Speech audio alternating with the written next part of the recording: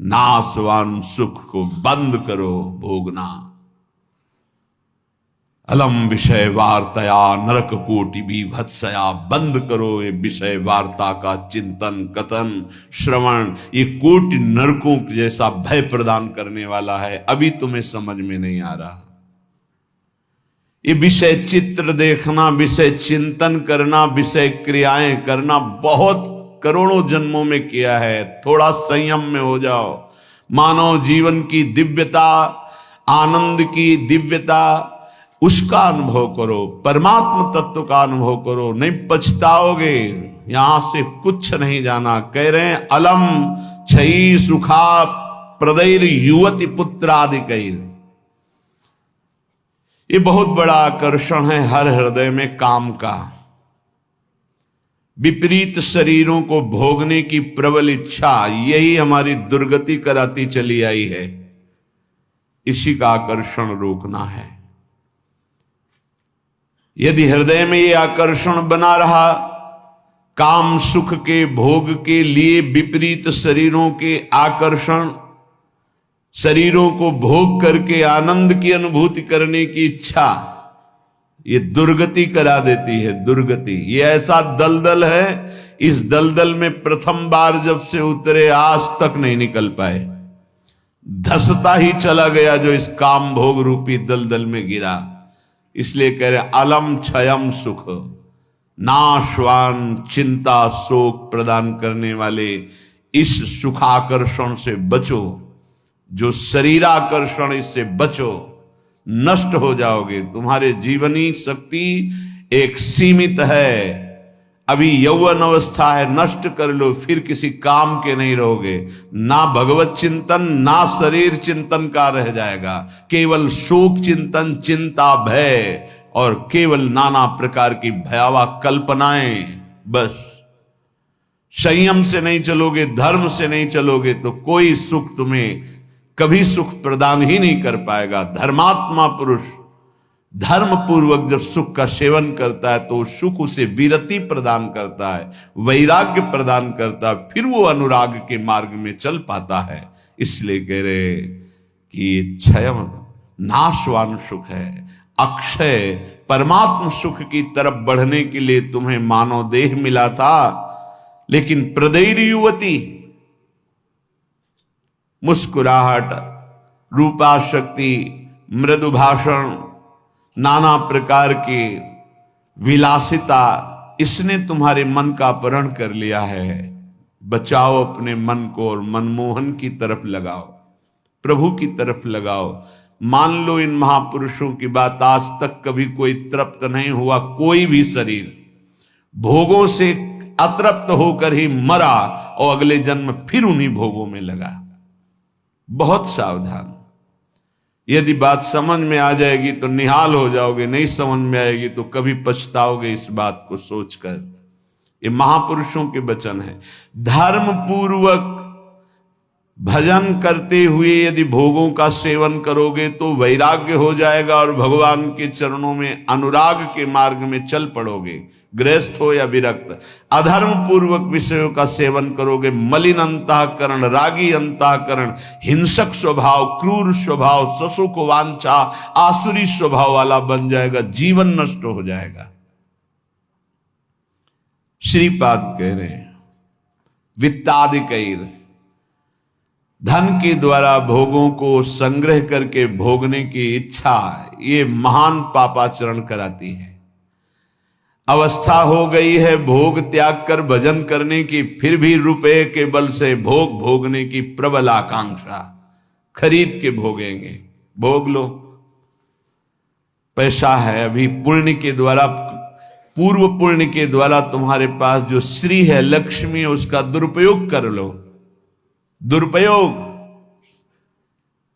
4 भूखों को भोजन पवा देते उसी पैसे से तो तुम्हारी सदगति का कारण बनता। लेकिन 4 भूखों से पैसे छीन कर अपनी वासना की पूर्ति में लगा दिया, वो तुम्हारे सर्वनाश का कारण बन जाएगी। किसी को भी बाहुल्यता भोगों की मिलती, संपत्ति की मिलती तो उसके भोग के लिए नहीं, समाज सेवा के लिए मिलती है। तुम्हारा जितना खर्चा है कम से कम खर्चा करके काम चलाओ, और तुम्हारे पास जो अधिक संपत्ति है वो दूसरों की सेवा में लगाओ, बीमार की सेवा में लगाओ, असहाय की सेवा में लगाओ, भूखों की सेवा में लगाओ, पशु पक्षियों की सेवा में लगाओ, तो धर्म बन जाएगा। और ये धर्मो रक्षति रक्षिता, ये दुर्गति से तुम्हारे धर्म रक्षा कर लेगा। लेकिन जिनके पास धन बढ़ता है उनके पास दोष बढ़ जाता है। मदिरा पान करना, पैसे के बल से व्यभिचार करना, पैसे के घमंड में आकर दूसरी की जीवों की हत्या कराना, मांस खाना, नाना प्रकार के छल कपट द्वारा पैसा, ये महान नरक की प्राप्ति कराता है, घोर दुर्गति होती है। इसलिए कह रहे वित्तादि बचो, बचो, अधर्म के धन से बचो। ये बहुत प्यारा दिखाई देता है लेकिन तुम्हारा सर्वनाश कर देगा। अगर 1 रुपया धर्म का आ जाए तो बुद्धि भ्रष्ट होना शुरू हो जाती। फिर तुम बड़ी बड़ी संपत्तियां छल कपट से एकत्रित करोगे, तुम्हारी दुर्दशा क्या होगी।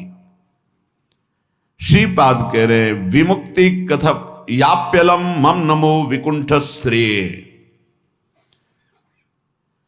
जो ऐसे आचरण करते हैं मुक्ति की चर्चा उनके लिए बेकार है। ममता रत सन ज्ञान कहानी, अति लोभी सन विरति बखानी, कामी समझिम हरि कथा, ऊसर बीज बय फल दशा। जैसे ऊसर भूमि में बीज फेंक दो बेकार चला जाए, ऐसे कामी पुरुष से भगवान के अनुराग की बात करो, ममता रत से ज्ञान की बातें करो, लोभी से वैराग्य की बातें करो, बोले सब बेकार हो जाती है। इसलिए बेकार हो जाती है कि उनके हृदय में इतनी मलिनता है को समझ ही नहीं पाएंगे। श्रीपाद कह रहे यद्यपि हम चर्चा कर रहे हैं कि अलम छई सुख प्रदैर युवती पुत्र वित्तादिकैर, पर फिर भी ये चर्चा बेकार है, क्योंकि ऐसे भोगी पुरुषों को चर्चा विमुक्ति की, मोक्ष की, परमार्थ पथ की समझ में ही नहीं आएगी।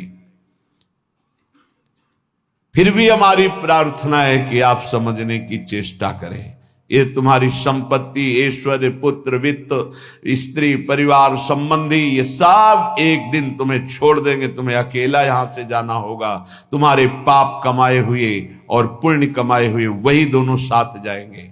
और यदि भजन कर लिया तो पाप पुण्य दोनों को विध्वंस करके वो भगवत प्राप्ति करा देंगे। शुभ अशुभ दुर्ग विध्वंस बल तब जयति जयति जग उच्चरे। जो श्री धाम वृंदावन के प्रेम का पिपासु हो, वैकुंठ के भी वैभव की तरफ आंख उठा के नहीं देखता। कथयाप्यलम मम नमो विकुंठ श्रेय, नमस्कार है वैकुंठ को, लेकिन मुझे उसके श्रेय, उसके वैभव से कोई मतलब नहीं।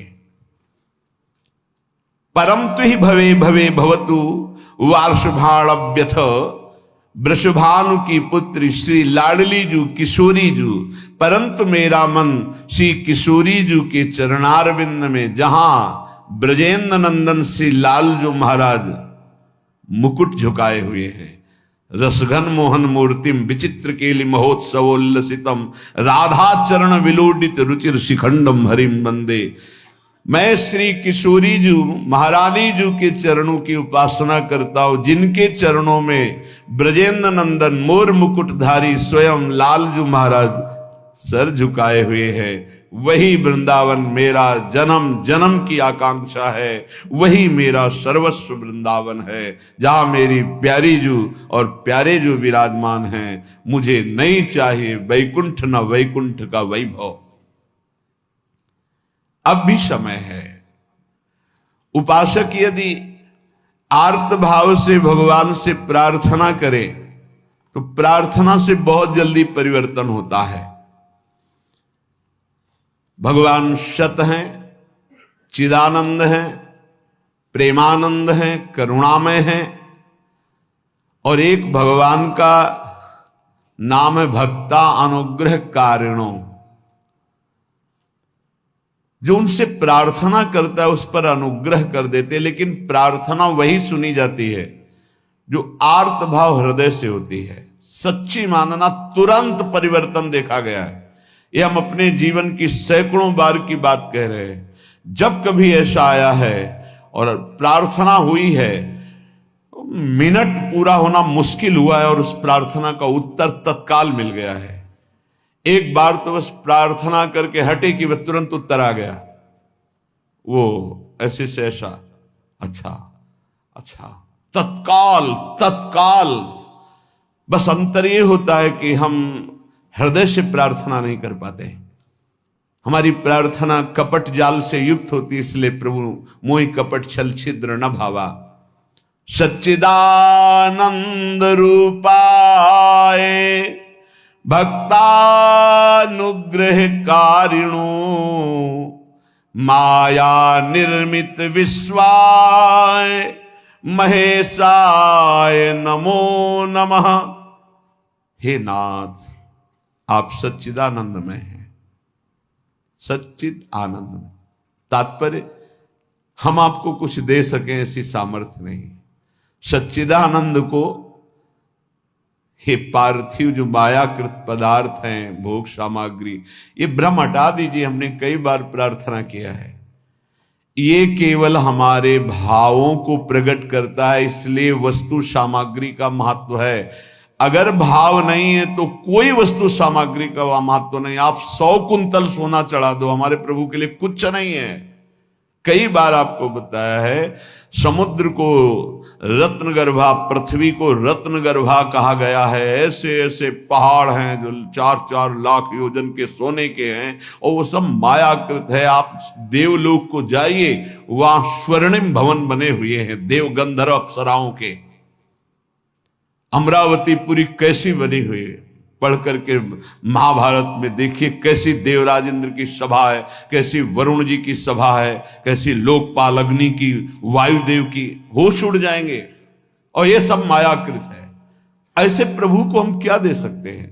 और ऐसे प्रभु को जब रोते हुए भाव से किसी ने पत्र अर्पित किया तो बिक गए एक पत्र में। पत्रम पुष्पम फलम तोयम।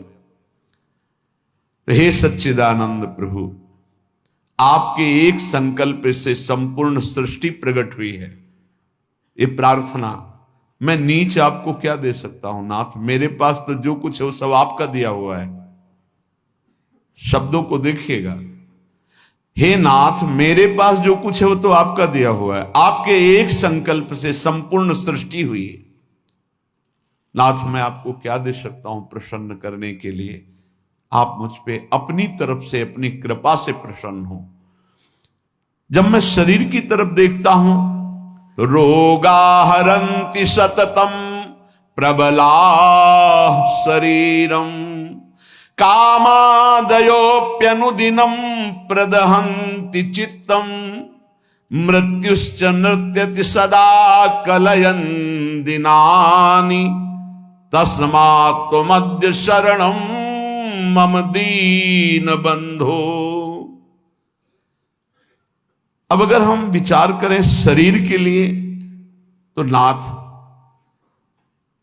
शरीर में कोई न कोई परेशानी बनी रहती। रोगाहरन्ति सततम प्रबला शरीरम, ये प्रबल रोग शरीर को छीन कर रहे हैं। High blood pressure, low blood pressure, sugar, ये वो।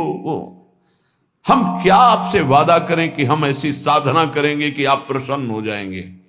पहली बात, बाहरी वस्तुओं की। नाथ, आपने एक संकल्प में अनंत ब्रह्मांडों का सृजन किया। स्वामी, मेरे पास जो वस्तु आपकी दी हुई है, मैं किस वस्तु से आपको रिझा सकता हूं? नाथ, वो तो आपकी दी हुई है। रही शरीर की बात, तो रोगाहरन्ति सततम प्रबला शरीरम, प्रबल रोग हमारे शरीर की शक्ति को छीण कर रहे हैं। अंदर आए सूक्ष्म शरीर, तो कामादयोप्यनुदिनम प्रदहन्ति चित्तम, ये काम क्रोध लोभ मोह मद मत्सर इतना गंदा किए हैं अंदर कि हम कैसे आपको कहें कि हम अंदर से आपका ध्यान धर पाएंगे। कभी काम अपना प्रभाव दिखाता है, कभी क्रोध अपना प्रभाव, कभी लोभ, कभी मोह, कभी अहंकार, कभी ईर्ष्या। नाथ, बड़ा गंदा हृदय है। और पूरे जीवन की तरफ देखें, वादा करें कि आज संकल्प लेते हैं कि 5 वर्ष हम ऐसा करेंगे, तो 5 मिनट का भरोसा नहीं। मृत्युश्च नृत्यति सदा कलयन् दिनानि, नाच रही मृत्यु सिर पर, पता नहीं प्रभु कब हमारे शरीर का अंत हो जाए। इसलिए नाथ, मैं आज प्रार्थना करता हूं कि मेरे पास आपको प्रसन्न करने के लिए कुछ नहीं है। आपकी दी हुई भोग सामग्री और ये शरीर रोगों का घर, मन विकारों के द्वारा अपवित्र, और प्रभु पूरा जीवन मृत्यु के हवाले, किस समय मेरी मृत्यु हो जाए मुझे भरोसा नहीं, पता नहीं। नाथ तस्मात् त्वमद्य शरणम मम दीन बंधु, हे दीन बंधु अब एक ही उपाय, मैं आपकी शरण में हूं, आप मुझे अपने चरणों की शरण में रख लीजिए। हे प्रभु, वे देहो विनश्यति सदा परिणामशीलस्, चित्तम च खिद्यति सदा विषयानुरागी, बुद्धि सदा ही रमते विषयेषु नान्तस्, तस्मात् त्वमद्य शरणम मम दीन बंधु। बहुत सुंदर। नाथ, ये शरीर का प्रतिपल परिवर्तन हो रहा है। कभी घुटने के बल था, फिर किशोर अवस्था आई, फिर जवानी आई, फिर धीरे धीरे ढल रहा है। ये नाशवान शरीर नाश की तरफ जा रहा है और प्रभु मन प्रतिपल भोगों में लगा हुआ है, हमारा चित्त प्रतिपल भोगों में लगा हुआ है। ईमानदारी की बात देख लो, ये खाऊंगा, ये पीऊंगा, ये देखूंगा, ये भोगूंगा, ये भोगा, अब ये भोगूंगा, ऐसी ही गणित चलती रहती है अंदर। और मेरी बुद्धि बस एक ही बात, इस विषय को भोगने में ये सुख है निश्चय करती है, विषयों में सुख है। मारा गया प्रभु, मारा गया। कुछ भी ऐसा नहीं है जिस पर मैं टिक सकूं। शरीर टिक नहीं रहा क्योंकि नाशवान प्रतिक्षण नाश की तरफ जा रहा, मन प्रतिक्षण भोगों का चिंतन कर रहा, बुद्धि यही निश्चय करा रही कि भोगों में, रुपया में, घर में, मकान में, स्त्री में, पुत्र में, शरीर में, इन्हीं में सुख है। नाथ